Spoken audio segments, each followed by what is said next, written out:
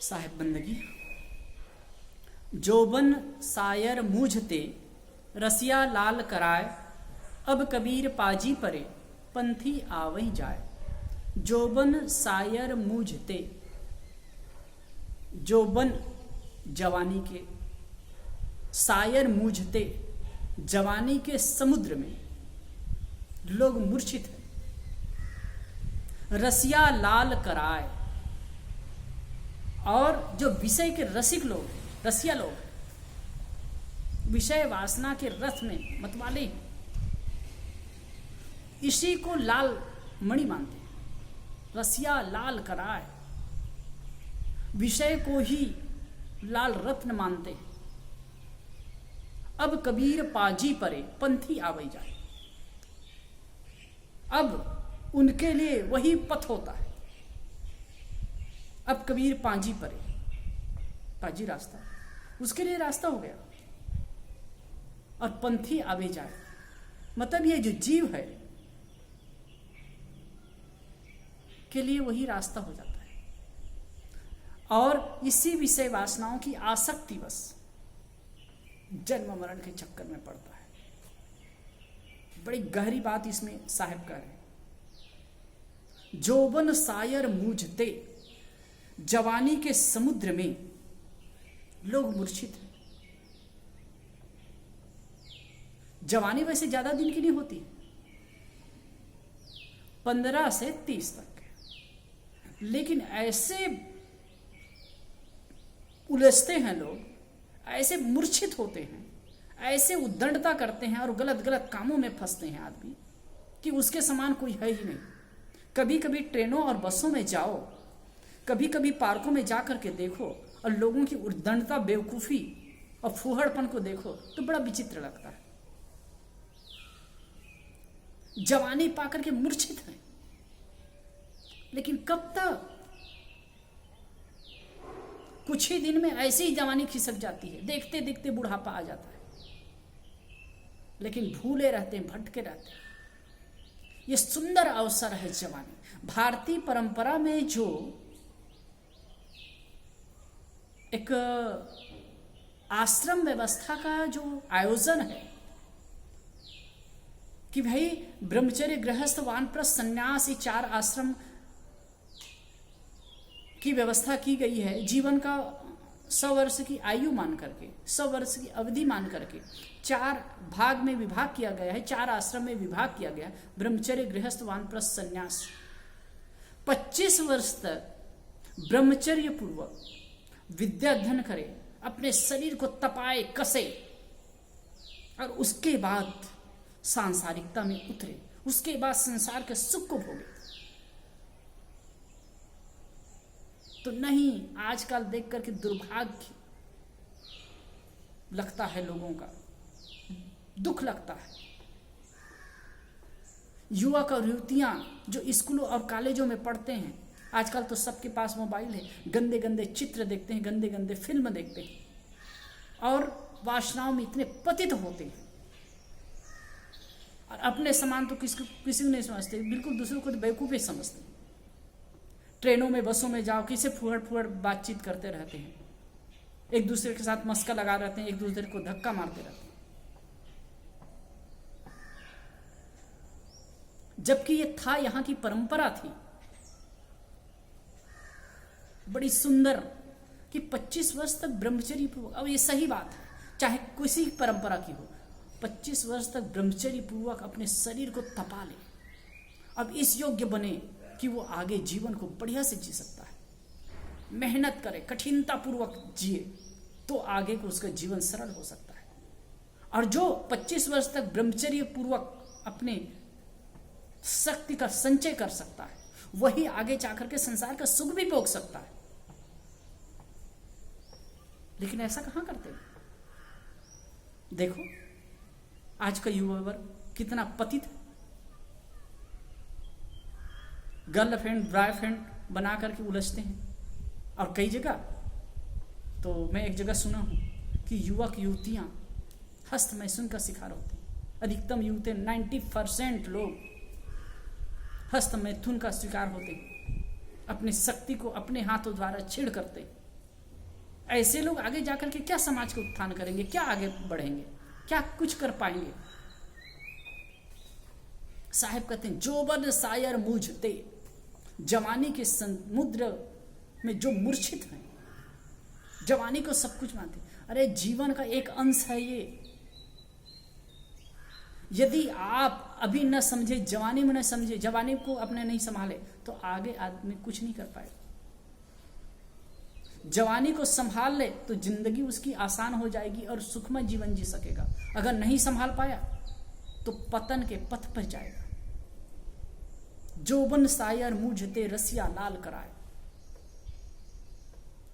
ये जो विषय वासनाओं के रसिक लोग उसी को लाल मणि मानते हैं। लेकिन ये वासना के वशीभूत होकर ही मारे जाते हैं, दुखी होते हैं। कबीर साहब ने कहा अलीगज मीन पतंग मृग, अलीगज मीन पतंग मृग, जिनके एक ही आंच, कहें कबीर ताकि कौन गति जिनके पीछे पांच। अली गज मीन, अली भौरा, गज हाथी, मीन मछली, पतंग पतिंगा और मृग, ये 5 विषय में शब्द स्पर्श रूप रस और गंध, इन 5 विषयों में मारे जाते हैं। भौरा रस विषय में मारा जाता है, रस विषय में आसक्त होता है, फूलों में बैठता है, कमल पे बैठता है और बैठता है रस लेने में, और उसमें कोमल कोमल उसी में रस लेता रहता है। शाम को कमल ढक जाता है अब उसी में बैठा रहता है, और बाद में सवेरे या रात के समय दूसरे जानवर आते हैं, तोड़ के उसे खा जाते हैं, मर जाता है। गज हाथी स्पर्श विषय में मारा जाता है, मछली रस विषय में मारी जाती है, पतिंगा आप देखो लाइट जलाओ या दीपक जलाओ तो उसमें आके जल के झुलस के मरते हैं, तो रूप विषय में मारे जाते हैं। और मृग शब्द विषय में मारा जाता है। और मनुष्य के पास ये पांचों विषय की आसक्ति में पड़ा हुआ है, तो इसकी दशा क्या होगी। लेकिन अली गज मीन साहब कहते हैं रसिया लाल कराए, ये विषय वासना के रसिक लोग इसी को ही लालमणि मानते हैं। ये जीवन का उपलब्धि नहीं है। जीवन है तो जीना है, इंद्रियों का व्यवहार करना है, लेकिन ये जीवन का लक्ष्य नहीं है साहब। और लाल कराए इसी लाल मानते हैं। अब कबीर पाजी परे, यही उसी के लिए रास्ता बन गया ना, उसी में चल रहे हैं। अब इसी वजह से जन्म मरण के चक्कर में पड़ते हैं।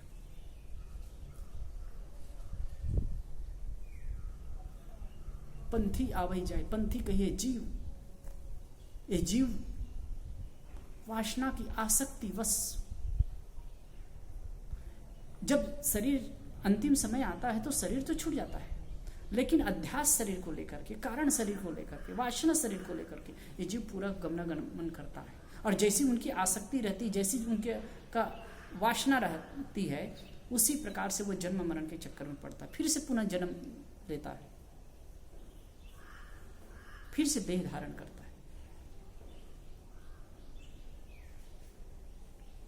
तो साहब कहते हैं पंथी आवही जाए, ये जीव रूपी पथिक है, आता जाता है, जन्म और मरण के चक्कर में पड़ता है।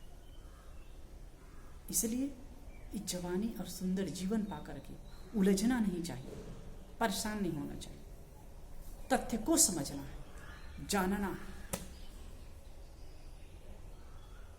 जीवन बहुत बेशकीमती है साहब, और जवानी कब तक रहेगी। 30 भये तब खीस भये, 40-50 में नाम न लीजिए, 60 में विवाह की चाह चले तो निकाल की जूता कपार पे दीजिए। कितना कहने वाला कितना गजब कहता है। 30 भये तब खीस भये, 30 में तो जवानी समाप्त हो जाती है। 40-50 में नाम ले लीजिए, 40-50 में तो नामे मत लो। 60 में विवाह की चाह चले, 60 वर्ष के होने के बाद भी विवाह की चेष्टा करता है आदमी, उसकी इच्छा करता है, तो निकाल की जूता कपार पे दीजिए। जूता निकाल के कपार पे दो, किसी को मारना नहीं है, लेकिन इस पर एक मखौल है।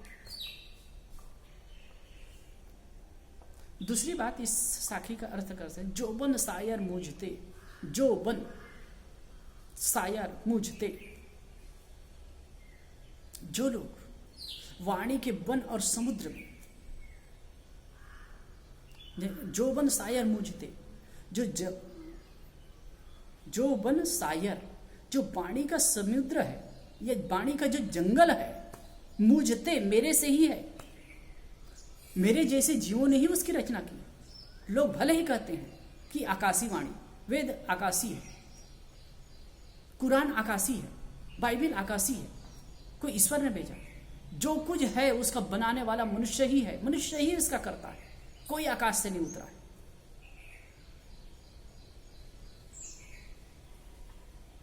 लिखने वाला ये सबका मनुष्य ही है। साहिब इसलिए कहते हैं जो वन सायर मूझते, जो वन, जो जंगल है, वाणी का जो जंगल है, वाणी का जो समुद्र है, विशाल अथाह जो समुद्र है,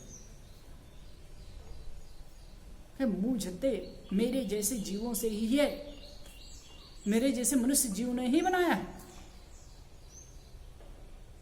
रसिया लाल कराय,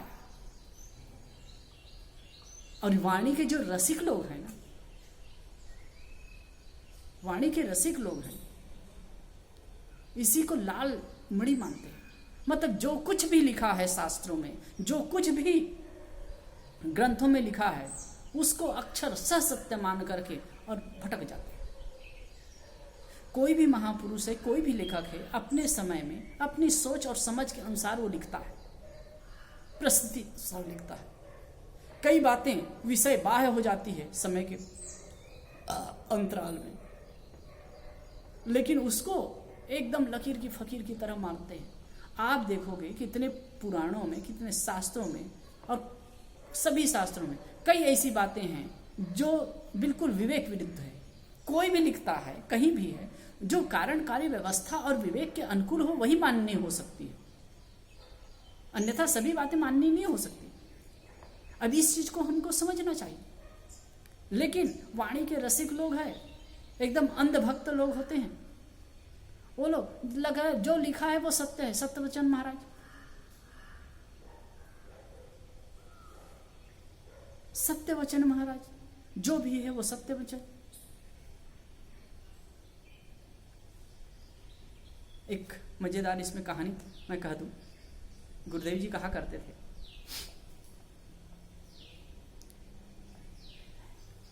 कथाकार कथा कहते थे, महात्मा जी कथा कहते थे, तो सामने और वक्ता लोग बैठे थे, तो उसमें यानी श्रोता बैठे थे, तो उसमें से एक भक्त था, वो कहते थे कि सत्यवचन महाराज, जो भी कहते हो सत्यवचन महाराज। कितने लोगों की ऐसे कहने की आदत होती, कितने लोगों को हुंकारू भरने की आदत होती है, तो वैसे ही वो कहते थे सत्यवचन महाराज, सत्यवचन महाराज। तो महात्मा जी सोचे कि वास्तव में ये जो सुनता है, तो वास्तव में वो समझता भी है कि नहीं। इस चीज को जानने के लिए फिर एक कहानी कहा, तो कहे कि भाई एक मधुमक्खी का बड़ा छत्ता था, तो कहे सत्यवचन महाराज। उसमें किसी ने पत्थर मार दिया, तो कहे सत्यवचन महाराज। तो उसमें से मक्खी उड़ी, तो कहे कि सत्यवचन महाराज। और आ करके सूरत के बाजार में एक किराने की दुकान में आ गई, कहे सत्यवचन महाराज। और वहां गुड़ की भेली का 10-10 किलो का भेली, मतलब 10-10 किलो का गुड़ का जो होता है भेली, भेली छोटे वाला कहते हैं, बड़े वाला को चक्की कहते हैं। तो वो कहीं चक्की रखी थी, तो कहे सत्यवचन महाराज। एक एक चक्की पर एक एक मक्खी बैठ गई, कहे तो कहे सत्यवचन महाराज। और उस चक्की को लेकर के मक्खी उड़ गई, तो कहे सत्यवचन महाराज। तब महात्मा जी को लगा कि केवल सत्यवचन कहता भर है, समझता नहीं। ऐसे ही हम जो कुछ भी लिखा हुआ है उसको सत्यवचन सत्यवचन सत्यवचन कह रहे, लेकिन विचार तो करते नहीं। इसीलिए कहा गया अनंत शास्त्रम बहुलास्य विद्या अल्पस्य कालो बहुविघ्नता च यत् सारभूतम तदुपासनीयम हंसो यथा शीर मेवाम्बु मध्या। अनंत शास्त्र है, बहुत सी विद्याएं, अल्पस्य कालो बहुविघ्नता च यत् सारभूतम, सार की उपासना करो। हमें सार को समझना चाहिए। अब कबीर पांजी परे पंथी आवे जाए।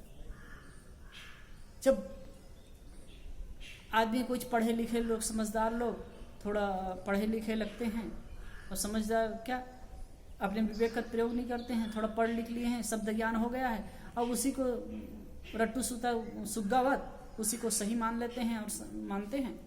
अब कबीर पाजी पड़े पंथी आवे जाए और सामान्य जनता उसी ढर्रे पर चलने लगती। इस तथ्य को जानना है।